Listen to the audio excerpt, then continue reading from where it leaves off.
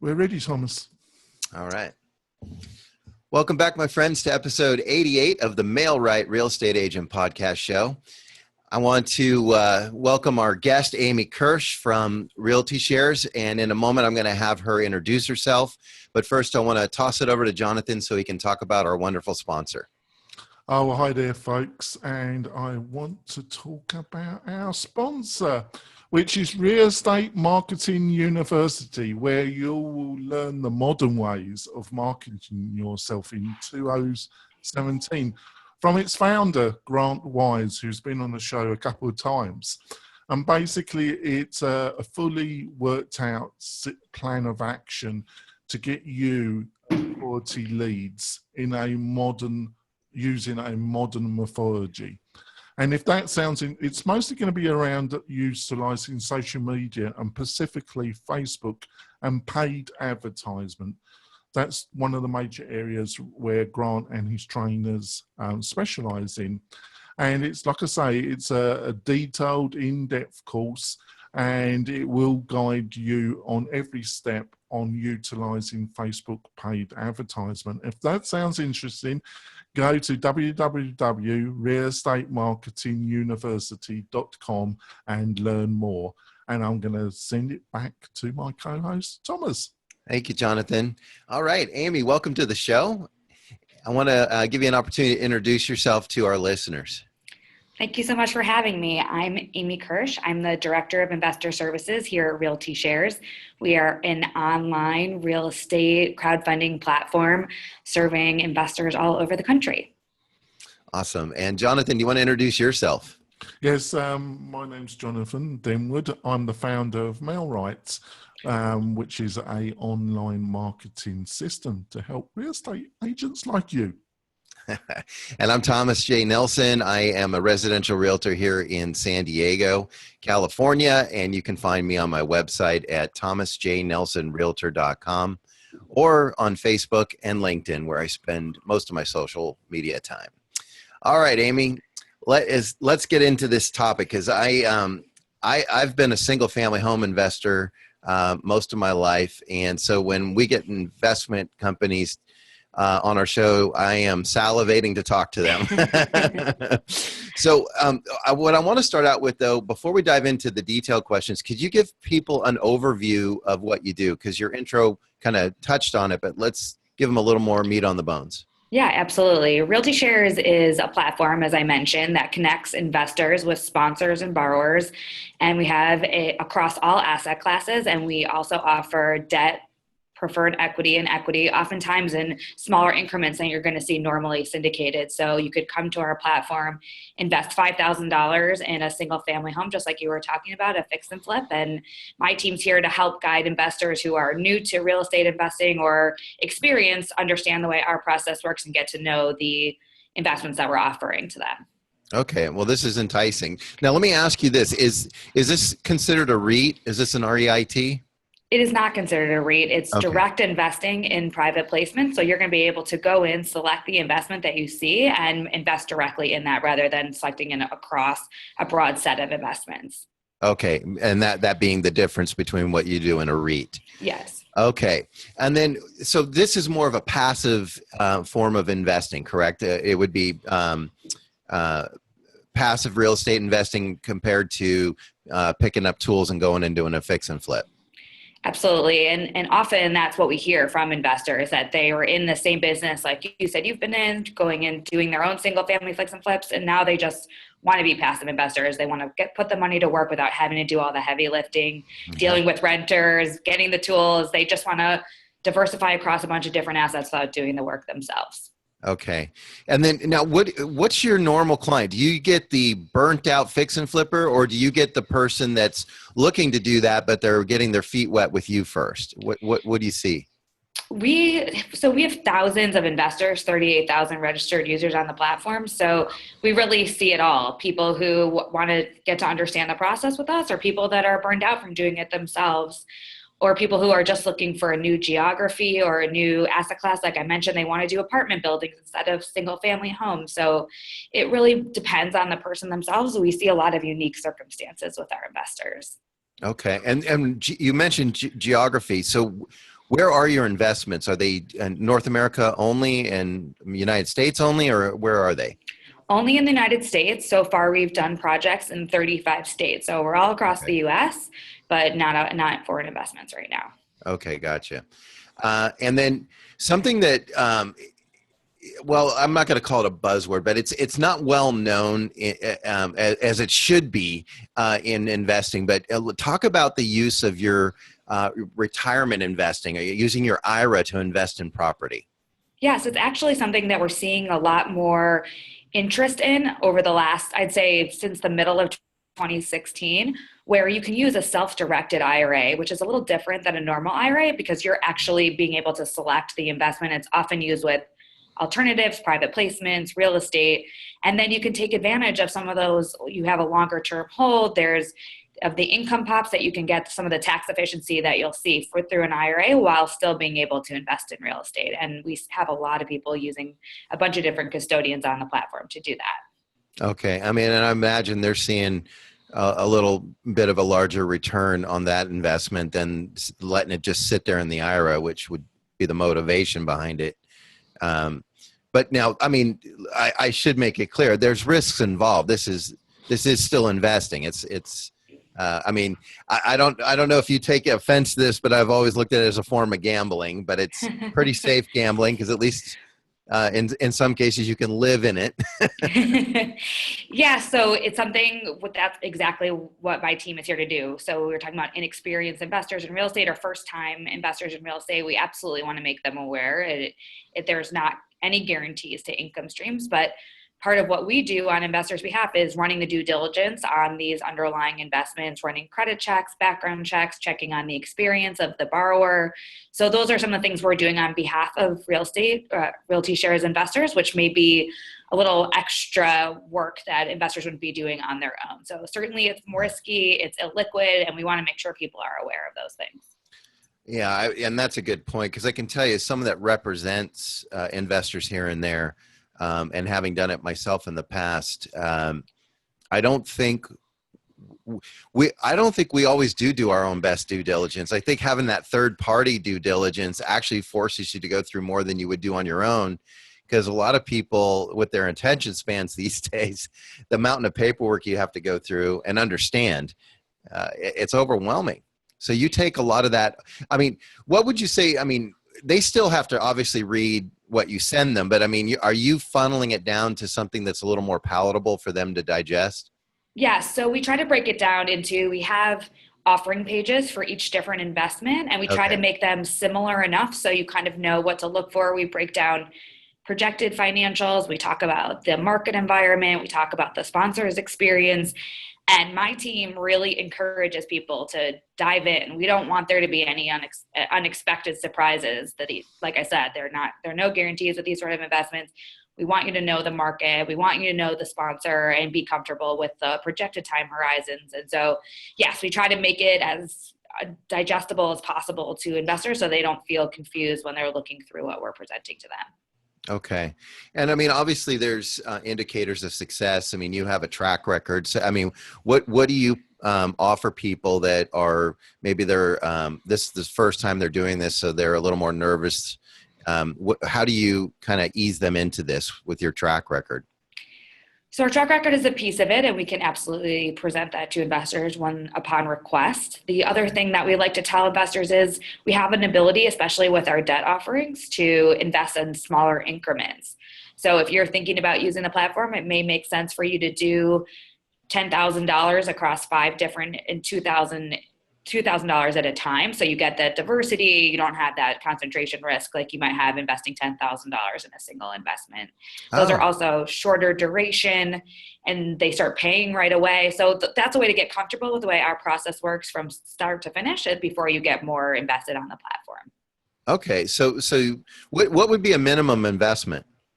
For debt, so we launch debt twice a week because we have a lot of single family fix and flips, and the Okay. minimum is often $2,000. Okay. Well, that's very reasonable. Yes. That's a great, I mean, that's a weekend in Vegas.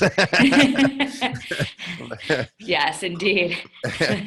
Probably not so much for some, but that would be my weekend in Vegas. Maybe for a good weekend in Vegas, it's just $2,000.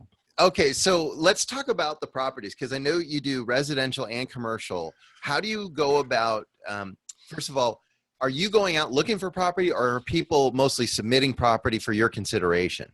It's really both. I'd say for debt, it's more inbound, but we have a lot of relationships now with borrowers. So we're seeing people who have borrowed on the platform several times. So, but a lot of it is inbound. We put about between 3 to 5% of our inbound inquiries for both debt and commercial actually make it to the platform. We have a high level due diligence that we do, like I mentioned earlier, credit checks, background checks, track record. Without that, they don't make it any further. Then from there, we're going to look a little bit deeper, do further underwriting, and there kind of breaks down to 5%. For commercial, our team has it's a pretty deep bench. So we see a lot of relationships that they've had over the last decade or so that are now submitting projects to our website. Okay. And then just for we have a lot of realtors that listen to the show, obviously. Sure. And so, I mean, and me being a realtor, one of my thoughts is, and I don't know if you're familiar with the bird dog term, going out and bird dogging property. So in other words, is there a business for realtors that want to bring you properties for consideration? Absolutely. We have a broker program, and you can submit projects. We have a team that works with brokers, and it's actually been pretty successful here because there are a lot of brokers that are people are looking for business loans for their properties, and they're not always easy to come by. So absolutely work with brokers all the time.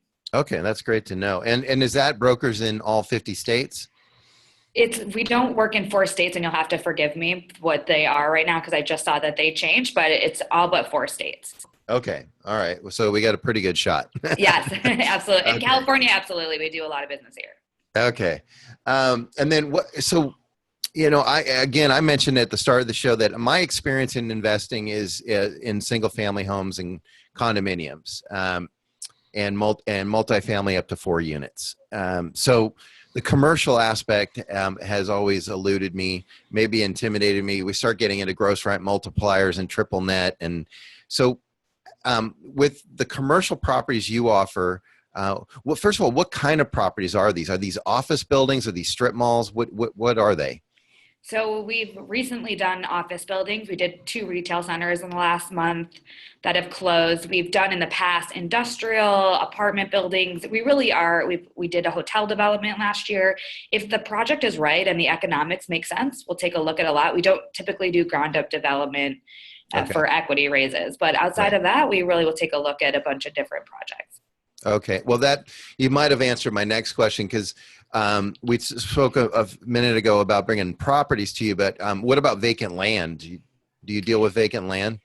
Not typically. We do have a preferred equity product, which sometimes can fit for development. We last year worked with a developer in Seattle who was doing homes, and we worked with another developer in LA in the past. So we have done it, not very often, but again, if the economics make sense and we can understand the business plan, then potentially. Okay. So, if somebody listening to this may start getting interested in investing in real estate, what would be their process for if they wanted to come to you and sign up? What would the process be like? What are they going to experience? So they would come. It's free to register for the website. I would like to mention that right now we only work with accredited investors. So it will ask you to accredit yourself upon registration. From there, we have a 30-day cooling off period that's mandated by FINRA to make sure that people feel comfortable with the platform and they understand. And there is a way to wave through that, which is speaking to a member of my team and having a quick conversation and getting them educated about the products. And then after that 30 days, you're able to go on the platform, see the listings, and you can invest entirely online. So choose the increment you want to invest in, like a bank account. We'll notify you a day before we're going to pull funds, and you're invested from there. We'll give you quarterly updates about your property, and depending on the underlying, if it's debt or equity, quarterly or monthly payments directly to your bank account. Okay. And you mentioned being an accredited investor. What is the process of accrediting yourself? What does that mean? So in order to qualify as an accredited investor, you need to have individually $200,000 worth of annual income for the previous 2 years, or with your spouse, $300,000 of annual income, or you can have a net worth of $1 million in your investable assets, so outside of your primary home. Okay, so in other words, if you owned a rental property that was valued at $900,000 and you made maybe $150,000 a year, that combination could qualify you? Yeah, well, depending on the equity that you had in the home and then your other portfolio. Yeah, absolutely. And we allow investors to accredit themselves, but we have a compliance team here that reviews all of the submissions for accreditation, and it's something that we take very seriously. Compliance is a really big part of what we do. And where did you come up with that criteria? I mean, what set the bar at that level? So it's actually the SEC that sets the accreditation limits. Yeah. So they're the ones who are mandating we operate under Regulation D. So that's where, and 506B are offering type. So that's what the SEC needs to be. And I think it's from a risk perspective that's what they believe would make sense. Okay. So, I mean, in other words, if you're earning it at that level or higher, then the minimum investments obviously are not going to be a high risk in proportion. Exactly. Okay. Gotcha. So now we may have just crushed the spirit of a few people listening. $200,000 is not common for realtors, but and if you believe the stats that are out there, it's about 2% of the realtors in this country making 200,000 or more. So can you, and I understand you're not an outreach program, but I mean, can somebody come to you, apply, maybe fall short of the requirements, but is there a way you can help them set up a plan to become accredited? So we wouldn't necessarily help them set up a plan to become accredited. I want to be clear though, if you're a broker and you want to refer projects in, you do not need to be accredited. So you can refer anyone in. So there's still the ability to do business in that way. But if your situation changes at any time, you can start investing on the platform. We do have longer term plans, nothing near term about having non-accredited people on the platform as well. The product would be a little different. It would look more like a REIT than it would a direct private placements, but we're not quite there yet. And the laws are constantly evolving, which is great because it's becoming more encompassing for investors. So I do expect in the next year or two that things will become based on your experience. So if you have real estate, it's something that's already kind of being looked at. It's just not happening yet. Okay. All right. Good to know. Yeah. I just noticed that I've had you all to myself for most of the show. Jonathan, I'm going to give you an opportunity to speak. Let people hear that wonderful accent of yours. Do you have a question for Amy? Well, actually, I think we go for our break, Thomas, and when we come back, I will then have my question. How does it sound, Thomas? So we're going to go for our break, and then we're going to learn more about this fascinating way of getting yourself diversified in real estate, folks. We'll be coming back in a minute. We're coming back. We're talking about property investing. That should get our audience salivating, shouldn't it, Thomas? So, Amy, I was listening to all this, and obviously Thomas knows a lot more about this particular area than myself. But obviously, what are some of the misconceptions that people might have when they approach you initially? Based on your experience, are there some things that they should, the person that approaches you first should be aware of? I think the biggest hurdle that we see is that typically when people have been investing in the past, they've been using a financial advisor, or they know the companies on the other side. So it's about building that relationship with our investors without necessarily, you guys are talking to people all the time. So it's establishing that relationship without necessarily doing it in a conventional way. So I think that's part of it. So that's why we spend a lot of time trying to educate investors. We're just putting out a video series that talks about the investment process, some of the risks associated, getting to really understand what's the difference between debt and equity. So I just like to tell investors we have a really great blog that's written by our legal counsel, and dig into all of those things that you don't understand before you start to use the platform, or call us. We have a big team here that's ready to talk and loves speaking to investors.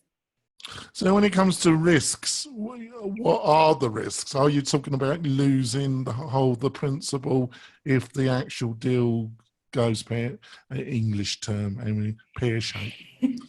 I haven't heard that before. So it's a good question. It's a question we get very often. It's probably one of the biggest questions we get when we're first speaking with people. It's possible. It's not likely, but it's possible that investors will lose their entire principal. That's why we really encourage people to diversify. Instead of putting that $10,000 in one deal, put it in 5 different deals. So you have access to 5 different sponsors, 5 different geographies. If the economy starts going bad in one place, perhaps it's going in the other direction in another place. So I think that's the way to overcome some of those risks, but it's absolutely a possibility. I think the likelier possibility is that the payments aren't as projected. Oh, right. So how does Realty Shares deal with that? Is it a totally after the initial discovery period where you do your own due diligence? Is it then your hands free, or are you monitoring the actual progress of these separate deals? Yes, it's an excellent question. And it's something that sets us apart actually from a lot of our peers. We have an asset management team in-house that monitors the investments after they've been closed with the borrower or the sponsor. So that team is going to be looking for the payments that they're happening on time, for regular updates. Lately, we've been doing visits to some of the projects that we've closed in the past to see where the progress is in person. So it's a combination of all of those things, but absolutely monitoring where they are. We also have tax reporting due. So right now we're in the height of tax season and going after, so we're speaking with all of our sponsors to make sure they're getting their tax reporting in on time or as close on time as possible. So your sponsors, let's determine, the people that utilize in the investors' money, basically. What are they typically like, or is there no typical? You seem very diverse in the kind of deals that you're doing. So it's all middle market as far as the commercial side is concerned. So around $50 million or shy of that.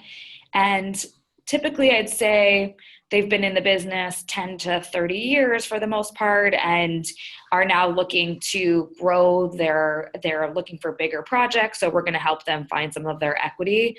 They all look pretty different. I can't say there's one specific kind of sponsor, but it really depends on the underlying project, what the sponsor looks like. And why do you feel that they come to you basically for help with finance?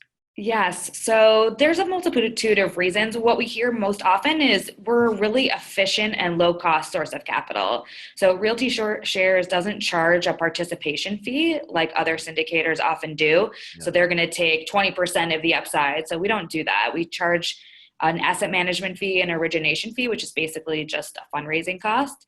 And some of our sponsors have deals every couple months, and they know they can come to us for a couple $1 million pretty regularly and we're one investor instead of raising money from 100, where they would have to deal with payments to 100 people, tax reporting to 100 people. It's really simplified in that way.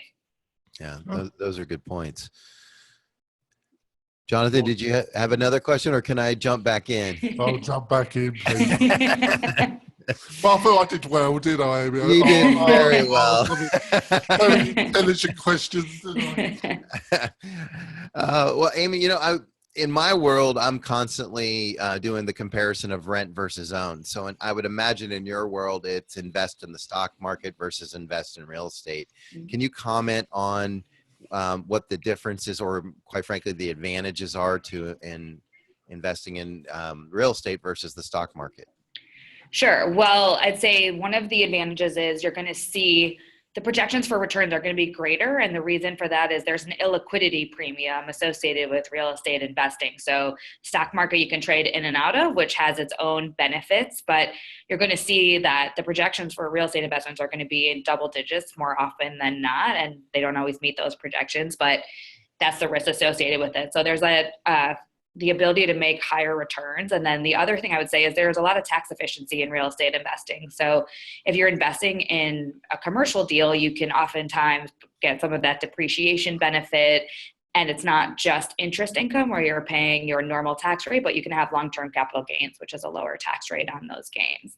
So I'd say those are some of the benefits. It's also real estate doesn't necessarily correlate with the stock market. So where are you going to find that? Where if the stock market starts tanking and everything else around it is also tanking, that real estate can sometimes hold its own value in those times. Yeah, very good point. I mean, oftentimes we're on a teeter-totter, when the stock market's down, real estate's up. Exactly. Okay, so I'm a first-time investor and I'm considering this. What are some tips and tricks you can share with me on making that decision? So I would say understand your long-term objectives. Are you looking for growth or value? If you're looking for growth, I'd say take a look at some of our commercial deals. Also understand that how much money you want to put on the platform. Like you said, there is that possibility we're not going to guarantee payments or that you'll get your entire principal back. So really understand those risks before you're going to go on the platform. Then I'd say look at markets you like. If that's for you, San Diego, you're interested in California, look for something in your backyard where you feel comfortable. Or I live in San Francisco. I know the market is going well here, so I might look for something there. So I say that's what I'd consider the market. Look at the sponsor's experience. I think that's a really important way to tell whether they're going to be successful going forward. But more so than anything, take a deep dive into the investment. Really understand what you're doing, and if you have questions, call us and walk through it with someone else. I think that's good advice because, I mean, you either got to be a long-term player or you got to understand that you're doing this for cash flow. But people, in my opinion, make the mistake of trying to do both. And you got to do one or the other, at least in the beginning. And I guess a lot of that would have to do with where you are in life, how old you are, a lot of that. Do you when people come to you, do you offer that kind of advice? Are you legally able to give that kind of advice? So my team or several members of my team are registered as registered representatives with FINRA. We hold our securities licenses. Okay. So yes, we are able. I've previously worked in financial advising. So yes, we're going to take into consideration your age, your income, and all of those things when giving recommendations, but also when we're doing a compliance review. If you're doing $1 million and you're worth $1.5 million in one deal, does that really make sense? We're going to talk you through that and make sure it does for you. Okay. So this sounds like a pretty relational business that you have here. To a certain extent, you'd be surprised. We don't speak to some investors. They know what they're doing. They've invested in real estate before. They'll come to the platform, see something they like, and invest 10 times and not need anything from us. It really just depends on the person.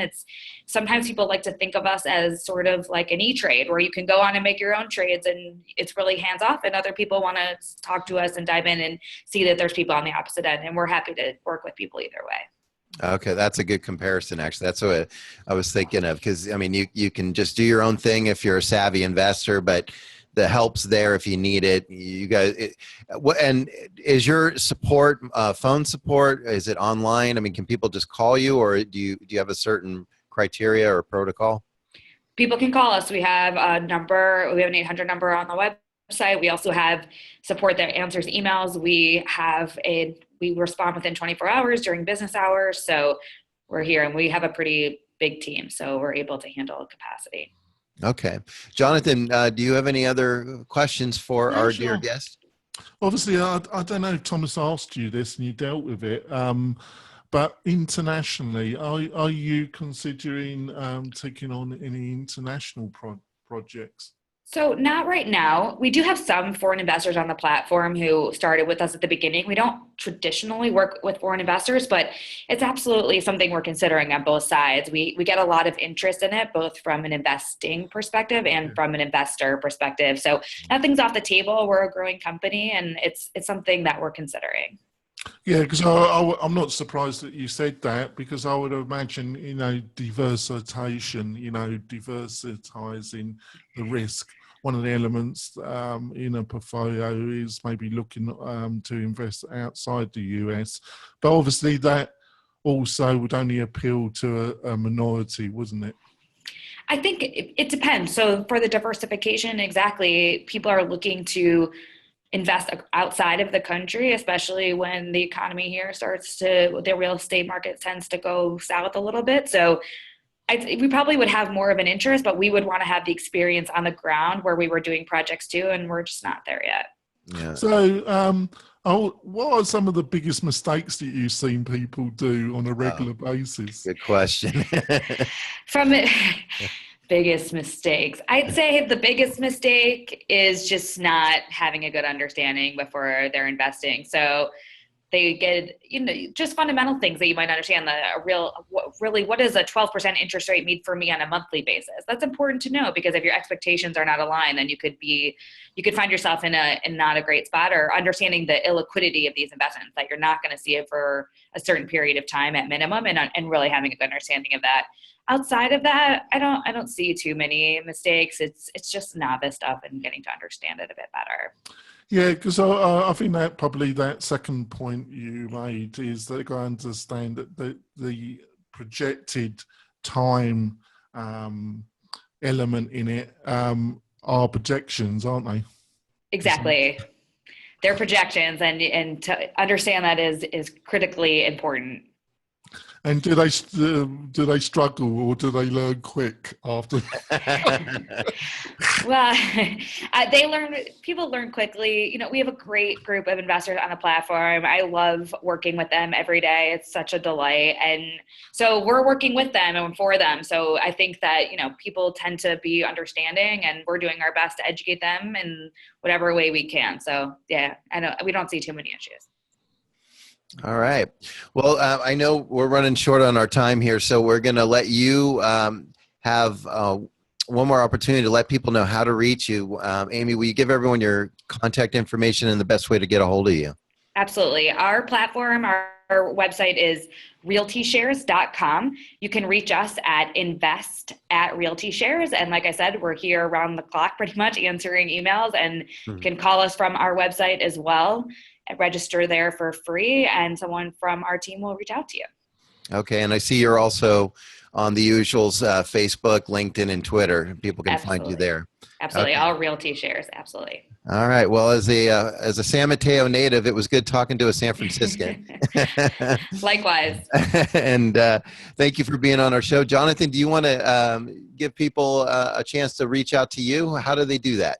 It's quite simple, folks. You can either get me on Twitter. I'm normally there stalking most days. It's Jonathan Denwood. There is only one Jonathan Denwood on Twitter, I think. And you can email me. I'm one of these old fudgeons. I do answer my email, especially if it obviously has come from a human being that's spent some time. It's only courtesy, isn't it, folks? And you can do that at jonathan@mail-right.com, and I'll probably get back to you in a couple of days. All right, Jonathan, thank you. And I'm Thomas J. Nelson. I'm a residential realtor here in America's finest city, San Diego, California. And you can reach me on my website at thomasjnelsonrealtor.com. And you'll find me on Facebook and LinkedIn. And once again, Amy Kirsch, thank you so much for being on our show. Realty Share sounds like an amazing platform, and I hope some of our listeners give you a call. And speaking of giving a call, I hope you'll, dear listeners, give us a review on iTunes, or if you're not already a subscriber, why not? Sign up. It's free. All right, folks, thanks for being on our show. Amy, thanks again. Thank you so much for having me. It was really nice to be with you. Yeah, you were a delight. All right, Jonathan, you want to take us out? Yeah, sure, folks. We'll be back next week with somebody in the real estate industry, or one of the industries that touch real estate. We're here to educate, to try and make you a more efficient real estate professional. And we'll be back next week. See you next week, folks. Bye. Bye.